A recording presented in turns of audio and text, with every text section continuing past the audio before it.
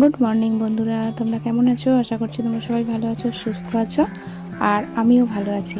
তো আজকে চলে এসেছি একটা রান্নার রেসিপি নিয়ে তোমাদের সামনে। তো আজকে কি শেয়ার করছি দেখো। আজকে এঁচোড় রান্না করব, একদম গাছ থেকে পাড়া টাটকা এঁচোড়। আর কি রান্না করছি সেটাই তোমাদেরকে শেয়ার করছি। তো এঁচোড় সবারই খেতে ভালো লাগে, আর এই সময় তো খুবই ভালো লাগে। তো দেখো, প্রথমে এঁচোড়টাকে কেটে নিচ্ছি। এঁচোড়ে এত আঠা, টাটকা এঁচোড় তো, ওই জন্য আঠা।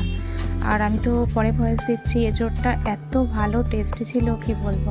তো দেখো, এঁচোড়টা কাটা হয়ে গেছে। কাটা হয়ে যাওয়ার পরে একটু নুন হলুদ দিয়ে হালকা করে সিদ্ধ করে নিতে হবে। তো সবাই রান্না করতে জানো, তো আমি তাও যেভাবে আমি রান্না করি সেটাই তোমাদেরকে শেয়ার করছি। তো দেখো, সিদ্ধ করা হয়ে গেছে, আর এদিকে পেঁয়াজ আদা রসুন সব কিছু একসঙ্গে কেটে গুছিয়ে নিয়ে নিয়েছি। এঁচোড় চিংড়ি খেতে তো অসাধারণ লাগে, কিন্তু এঁচোড় কষা কষা করে মাংসর মতো করে রান্না করলে কিন্তু নিরামিষ এঁচোড়ও একদম ফাটাফাটি লাগে। বুঝেছো বন্ধুরা? তো প্রথমে কি করব বলো তো, আলুটাকে ভালো করে ভেজে নেব তেলে, চাকা তেলে আলুকে ভালো করে ভেজে নেব নুন হলুদ দিয়ে। তারপরে এঁচোড়টা তো হালকা সিদ্ধ করা হলে কি হবে, ওই একটা আঠার গন্ধ থাকে। একটু ভালো করে নুন হলুদ দিয়ে একদম ছাঁকা তেলে ভালো করে ভাজা করে নিলে মানে আঠার গন্ধ পাওয়া যায় না। বুঝেছো তো বন্ধুরা? তো দেখো, আলু ভাজা হয়ে এসেছে। আবার এর মধ্যেই এঁচোড়গুলো দিয়ে দেব, যাতে আলুটাও আরও ভালো করে ভাজা হয়ে যায় আর সিদ্ধ হয়ে যায়, আর এঁচোড়টাও সিদ্ধ হয়ে যায়। তো আমাদের বাড়িতে কিন্তু সবাই খুব পছন্দ করে এঁচোড়। তো এঁচোড় চিংড়ি হয় না, কেননা তোমাদের দাদা ভাই তো মাছের কিছুই খায় না, তোমরা তো বুঝতেই জানোই সব কিছু। আমার যারা ডেলি ব্লগ দেখো তারা তো জানোই। তো তাই জন্যে এঁচোড় চিংড়ি আর হবে না, কিন্তু এমনিই হবে, কিন্তু অসাধারণ অসাধারণ খেতে হয় কিন্তু এরকম কষা কষা করে এঁচোড়ের তরকারি করলে। তো দেখো, এঁচোড় আলু সব ভাজা হয়ে গেছে। তো আস্তে আস্তে করে সব একসঙ্গে কড়া থেকে ছেঁকে তুলে নিচ্ছি। আর কড়ার মধ্যে আর একটু তেল দিয়ে দিলাম। দেওয়ার পরে গোটা গরম মশলা দিলাম, তেজপাতা দিলাম, আর দিলাম একটু জিরে, গোটা জিরে। তো গোটা জিরে এই ফোড়নে এই কটা জিনিসই দিয়ে দিলাম। আর কি বলতো বন্ধুরা, যে কোনো তরকারিতে একটু ফোড়নে কোনো কিছু মশলা দিলে না অসাধারণ টেস্ট হয়। তো দেখো, গরম মশলা ফোড়নের সব কিছুগুলো ভালো করে ভাজা হয়ে গেছে। তারপরে পেঁয়াজ দিয়ে দিলাম।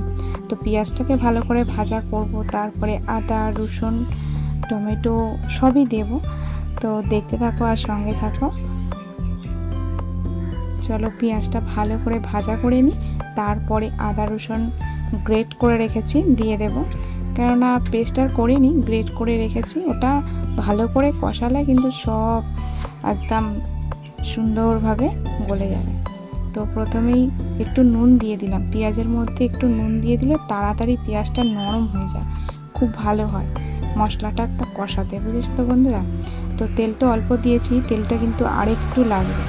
আর ওদিকে সব কিছুই ছাঁকা তেলে ভাজা আছে, কষা কষা করব। তো মশলা কষানোর পরে আর বেশি জল দিতে লাগবে না, কেননা সব ভাজা একদম সিদ্ধ করে ভেজে রাখা আছে। আর এমনিই হয়ে যাবে একটু ভালো করে কষালে। তো দেখো, পেঁয়াজটা মোটামুটি ভাজা হয়ে গেছে। এবারে সব আদা রসুন গ্রেট করে রেখেছি দিয়ে দিলাম। এবার আদা রসুনটা ভাজা হওয়ার পরে জিরের গুঁড়ো, লঙ্কার গুঁড়ো, হলুদ গুঁড়ো সবই দিয়ে দেবো। যা যা লাগে আর কি মাংস রান্না করতে সবটাই এর মধ্যে লাগবে, শুধু মাংস বাদে। এটা হবে এঁচোড়। বুঝেছো তো বন্ধুরা? তো কাদের না, কার কার এঁচোড় খেতে ভালো লাগে অবশ্যই কমেন্ট করে জানিও কিন্তু, ঠিক আছে? আমার তো খুব ভালো লাগে, খুব। আমার এঁচোড়ের তরকারি হলে আলু না খেয়ে এঁচোড়ই খেতে ভালো লাগে। আর যারা আলু পছন্দ করে তারা আলু খায়, এঁচোড় খায়, সব কিছুই। তো এর মধ্যে আবার ছোলা দিলেও ভালো লাগে, নিরামিষ রান্না করলে তো এঁচোড়ের তরকারিটা একটু ছোলা ভিজিয়ে রেখে এর মধ্যে দিলে কিন্তু খুব ভালো লাগে। যেরকম মোচায় ছোলা দিলে ভালো লাগে সেরকম। তো সবাই আবার পছন্দ করে না, আমাদের বাড়িতে আবার পছন্দ করে না। বুঝেছো তো বন্ধুরা? ছোলা তরকারিতে দেওয়া পছন্দ করে না, কিন্তু কড়াইশুঁটি পছন্দ করে। কড়াইশুঁটি কিন্তু যদি বেশি বেশি করে দাও তো খুব খুশি, খুব খুশি। তো এখন তো আর কড়াইশুঁটি নেই, তো তাই জন্য এমনিই রান্না হচ্ছে। তো দেখো একটু টমেটোও দিয়ে দিলাম। তো একটু টমেটো ভাজা হোক, কষা হোক, তারপরে আর কি ওটা গলে যাবে। তো দেখো সব কিছু মশলা ভাজা হয়ে গেছে। এর মধ্যে হলুদ, লঙ্কা সব দিয়ে আর একটু নেড়ে জল দিয়ে দেবো। তো হলুদ লঙ্কা দেওয়ার পরে তেলের মধ্যে দেওয়ার পরে বেশি নাড়ানাড়ি করলে আবার তেতও হয়ে যেতে পারে। তাই জন্যে আমি একটু সব সময় একটু জল দিয়ে দিই। লঙ্কা, হলুদ গুঁড়ো, জিরে গুঁড়ো দেওয়ার পরে হালকা করে একটু জল দিয়ে দিই, ঠিক আছে? তো জলটা দেওয়ার পরে ভালো করে কষাই, তাহলে একটু ভালো হয়। এবার সবাই সবার মতো পদ্ধতিতেই চলে, আমি আমার মতো পদ্ধতিতে চলি। তো সেটাই তোমাদেরকে শেয়ার করছি আমি যেভাবে রান্না করি। তো পরে তো ভয়েস দিচ্ছি। এঁচোড়ের কষা এঁচোড় খেতে কিন্তু অসাধারণ হয়েছিল। তোমরাও এইভাবে একবার বানিয়ে দেখো, আশা করছি তোমাদেরও খুব ভালো লাগবে। তো চলো শেষ পর্যন্ত দেখতে থাকো। এই দেখো মশলাটা পুরো কষা হয়ে গেছে আর তেলও ছেড়ে দিয়েছে। আর আরও বেশি আর তেল দিলাম না, কেন বলো তো বন্ধুরা? আলু, এঁচোড় এর মধ্যে তো তেল আছে, বুঝেছো? তোলার সময় তো অতটাও ভালো করে তোলা হয়নি, ছাকা তেলে ভাজা হয়েছে ঠিকই, তো এর মধ্যেও তেল আছে। তো দেখো এদিকে তেল ছেড়ে গেছে। এবারে সব দিয়ে দেব, আলু আর এঁচোড় দিয়ে ভালো করে একদম কষিয়ে নিয়ে তারপরে এঁচোড় রান্না রেডি। তো চলো দেখো এঁচোড়গুলো দিয়ে দিলাম।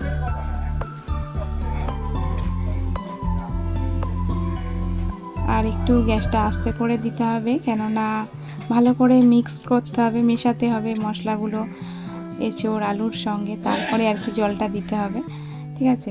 অনেকেই এঁচোড় আবার ঝোল ঝোল পছন্দ করে। তো ওই চিংড়ি এঁচোড় করলে একটু ঝোল ঝোল থাকলে ভালো লাগে, কিন্তু নিরামিষ করলে একটু শুকনো শুকনো থাকলেই খুব ভালো লাগে। তো চলো আজকের এই রেসিপিটা তোমাদের কেমন লাগলো অবশ্যই কমেন্ট করে জানিও। আর যদি ভালো লেগে থাকে একটা লাইক করো, কমেন্ট করো, আর বন্ধুদের সঙ্গে একটু শেয়ার করে দিও। আর নতুন বন্ধু হয়ে থাকলে আমার চ্যানেলে একটু সাবস্ক্রাইব করে আমার পাশে থেকেও আমাকে সাপোর্ট করো। তো তোমাদের সাপোর্ট ছাড়া তো কিছুই চলবে না। আমি সবার পাশে আছি, তোমরাও আমার পাশে থেকেও সাপোর্ট করো। তো সবাই ভালো থেকো, সুস্থ থেকো। আর দেখো আমার তোমাদের সঙ্গে কথা বলতে বলতে এঁচোড়টা কষানো হয়ে গেছে আর হালকা করে জলও দিয়ে দিয়েছি। আর জলটা দেওয়ার পরে ফুটে গেছে। এবারে দিয়ে দেবো একটু গরম মশলা। একদম শুকনো করবো না, একটু থাকবে মাখা মাখা, নাহলে খাবোটা কী দিয়ে, তাই না? ভাতটা খাওয়া হবে কী দিয়ে? এরকম এঁচোড়ের তরকারি কিন্তু রুটি, মুড়ি, ভাত সব কিছু দিয়ে খুব ভালো লাগে, সব কিছু দিয়ে। তো এরকম এঁচোড়ের তরকারি হলে কিন্তু মাছ মাংসও লাগবে না, এত ভালো টেস্টি হয় এঁচোড় রান্না। তো চলো আজকের মতো টাটা, সবাই ভালো থেকো, সুস্থ থেকো। আবার দেখা হবে নতুন একটা রেসিপির সঙ্গে তোমাদের সঙ্গে, না হলে একটা ব্লগ ভিডিওর সঙ্গে, কেমন? তো চলো টাটা।